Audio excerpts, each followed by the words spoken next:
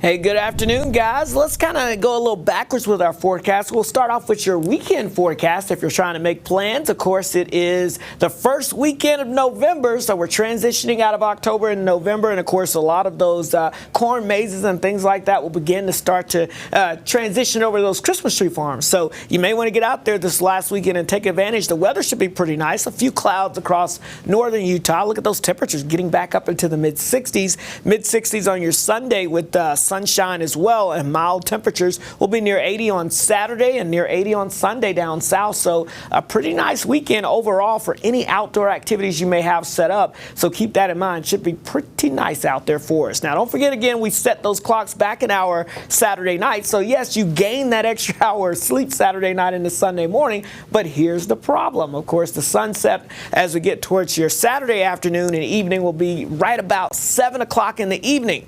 By the time we get towards your Sunday, that sunset is just after 5 o'clock. So we lose daylight overall, and that will be the trend going all the way through the winter solstice. Now let's jump to your Halloween forecast on Friday, because the good news is you head out for the trick-or-treating time frame. The weather's looking pretty good, mostly clear and nice as you're going to be making your way to the car and maybe getting ready to walk around the neighborhood. In fact, as we look at your hour-by-hour temperatures as you're out with all those ghosts and goblins out there all over the place, or maybe you're just heading to a fall festival. Looks like the weather will be pretty nice. Temperatures going from near 60, dipping down into the upper 40s here as we go throughout late this evening. So early on, it will be very comfortable with that sun out. By the time the sun sets, it will get a little cool out there. So you may need at least a little base layer underneath your costume just to kind of keep you warm enough if you're going to be out pretty late in the evening. Otherwise, temperatures out there right now. Let's talk about today for you. And you can see 40s and 50s, a very similar story to what we basically had the past couple of days. And that's because we've got more high pressure. We had a weak boundary make its way through the area. This came through last night, brought a few clouds for a few hours, but then that's already well off to the east. And now we're back to high pressure and clear skies, and so that's going to mean lots of sunshine for us today. But we know this time of the year, high pressure and over a fresh source of colder air doesn't necessarily bode well for the valley locations. But we'll have highs in the upper 50s to low 60s across northern Utah. Temperatures will be in the 60s, and you get some 70s, but you got to get down into lower Washington County later today.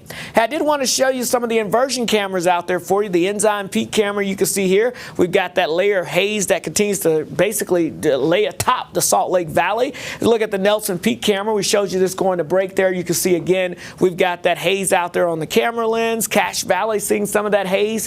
And yes, even West Valley City, look at that. You can see a nice little layer of haze showing up out there. So the inversion is definitely in place. And right now in Salt Lake County, we've got that moderate air quality. It's pretty much going to hover there in the moderate category here as to go throughout your Thursday, Friday, and into your Saturday. So the situation here is that it's not necessarily unhealthy for sensitive groups, but if you're extra sensitive to any particulate matter or any particles in the air, just be aware you may do a little cough or something throughout the day if you spend too much time outside breathing in that air. Do we have anything to help mix up the weather pattern? Well, let's go to your futurecast and look at things here in the long range. High pressure sticks around with us through the weekend, so Saturday, Sunday, high pressure's right over us, and that's going to mean warming temperatures, but a lot of sunshine. But I am seeing signs of a weak system moving through by next Thursday, but it's going to be to our north and really not going to have a lot of juice for us. Kind of looking at it at the surface on Futurecast, again, through the weekend, no precipitation, just some scattered clouds coming through. But here we go. That big storm system looks impressive off the west coast, and then it moves our way, but it moves up into Canada. So we get the tail end of that system across northern Utah. St. George, highs in the upper 70s to low 80s out there, heading into the rest of the week into the weekend with not a lot of change. Wasatch Front will be in the upper 50s with that haze and inversion, but the 60s return for the weekend. Matt?